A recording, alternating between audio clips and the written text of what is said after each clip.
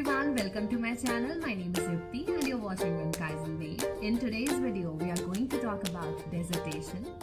Dissertation क्या होती है, MA में dissertation कैसे की जाती है और कुछ टिप्स हम शेयर करेंगे और जानेंगे कि dissertation कैसे एग्जीक्यूट किया जाता है basically. So let's get started. First of all let's understand कि डेजर्टेशन क्या होता है. डेजर्टेशन एक थीसिस राइटिंग ही होता है. जैसे कि हम पीएचडी जब करते हैं तो हम बोलते हैं हम थीसिस लिख रहे हैं.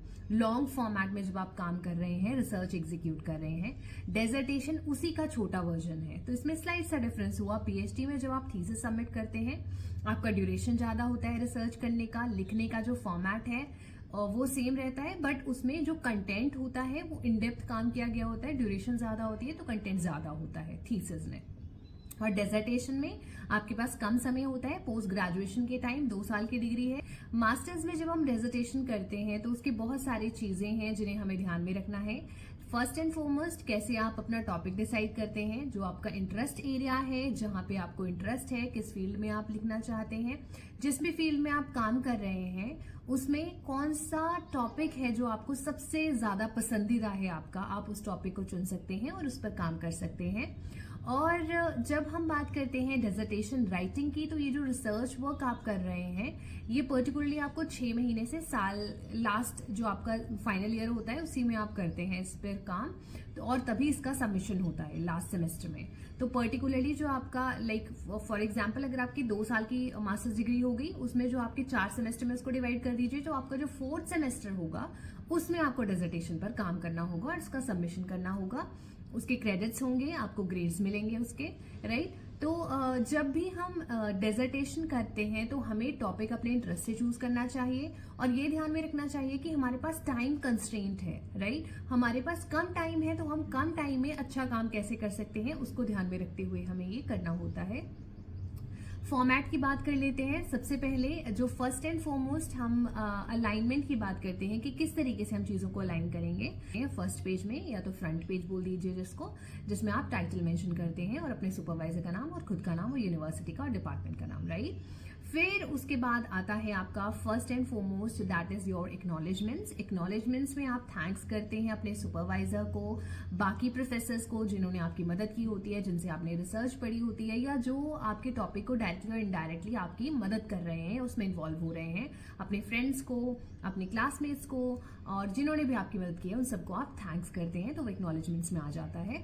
उसके बाद आता है आपका टेबल ऑफ कंटेंट्स, जिसमें आप जो आपकी चैप्टराइजेशन आपने करते हैं उस सबको आप डिटेल में अपने टेबल ऑफ कंटेंट्स में लिखते हैं.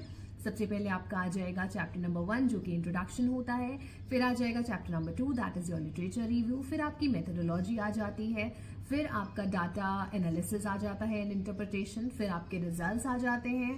फिर आपकी डिस्कशन आ जाती है. फिर आपका कंक्लूजन आ जाता है. Then the last one is your references. ये सारा फॉर्मेट आप फॉलो करते हैं एमए के डिसर्टेशन में. और जो बहुत अहम चीज है जो आपको ध्यान में रखनी है वो है नंबर ऑफ पेजेस.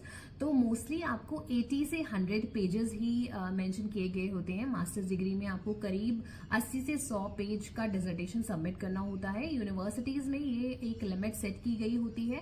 कुछ यूनिवर्सिटीज में मेंशन नहीं किया गया होता है, तो आपको अपने डिपार्टमेंट में ही बात करनी होती है और वहीं से आपको जानकारी मिलेगी. और जो नंबर ऑफ पेजेस है, तो अगर हम इसको कंपैरिजन अब हम थीसिस से करें, जो कि पीएचडी का थीसिस है, उसमें नंबर मिनिमम नहीं है 80 या 100, राइट. उसमें आपका मिनिमम हम 200 से ज्यादा ही जाता है, राइट. तो डबल हो जाता है उसका, हम ये समझ सकते हैं. तो जब आप मास्टर्स के डिसर्टेशन पर काम कर रहे हैं तो उसमें आपके जो पेजेस हैं वो मिनिमम हम बोल सकते हैं 80 to 100 इतना वेरी करता है, ये रेंज रहता है आपका, राइट. और जब भी आप रिसर्च कैरी आउट करें, जो आपका इंटरेस्ट एरिया है, आपको सुपरवाइजर भी अलॉट किया जाता है मास्टर्स में. तो जो आपके सुपरवाइजर होते हैं उनसे आप गाइडेंस लेंगे, उनसे आप बातचीत करेंगे. तो जैसे आपको सजेस्ट करेंगे वो उस तरीके से आपको आगे बढ़ते जाना है. जो चैलेंजेस आ रहे हैं उनसे पूछना है.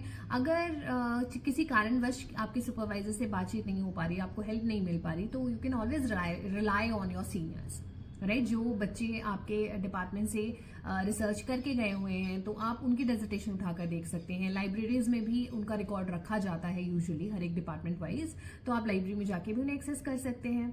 और एक जो आपको टिप देना चाहूंगी मैं इस वीडियो में, वो सबसे आसान तरीका है कि आप शोधगंगा पर जाएं, वहां पर थीसिस देखें, डाउनलोड करें, उनका पूरा फॉर्मेट देखें और आपको अलग अलग यूनिवर्सिटी के मिल जाएंगे। जिस भी यूनिवर्सिटी में आप पढ़ रहे हैं, आपकी यूनिवर्सिटी से रिलेटेड भी है, वहाँ पे आपको डिसर्टेशन मिल जाएगी और थीसिस मिल जाएंगी।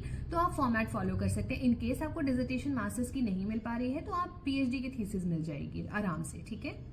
बट ऐसा नहीं है कि आपको शोध गंगा पर मास्टर्स की डिसर्टेशन नहीं मिलेगी। मास्टर्स की डिसर्टेशंस भी अपलोडेड हैं शोध गंगा प्लेटफॉर्म पर, तो आप वहां जाके प्लीज चेक करें, उस फॉर्मेट को देखें, डाउनलोड करें, उससे आइडिया लें और फिर फर्दर अपने रिसर्च में आपके लिए वो हेल्पफुल रहेगा और उसे अप्लाई करें अपने डिसर्टेशन पे, राइट। तो ये सारी चीजें हैं जो आपको ध्यान रखनी है। बीइंग अ मास्टर स्टूडेंट कभी कभी चैलेंजिंग भी हो जाता है कि रिसर्च में बच्चों को इंटरेस्ट नहीं होता है और फिर उन्हें लगता है कि बस काम चलाओ, काम कर दें।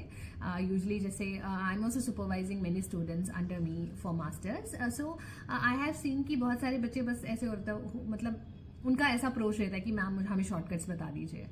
तो वही रहता है कि बच्चों के पास, क्योंकि आपके पास ड्यूरेशन कम है, तो उसके लिए जरूरी है कि जब आपका सेमेस्टर शुरू हो रहा है आप शुरू काम करने लग जाएं तो आपके लिए बेहतर रहेगा। बट अगर आप शुरू से काम नहीं कर रहे हैं, जब से आपको रिसर्च पढ़ाई जा रही है तब से आप चीजें नहीं पढ़ रहे हैं, समझ नहीं रहे हैं, क्योंकि आपको थर्ड सेमेस्टर में रिसर्च पढ़ा दी जाएगी या तो कहीं कहीं पे सेकंड सेमेस्टर में पढ़ा दी जाती है, थर्ड में भी पढ़ाई जाती है।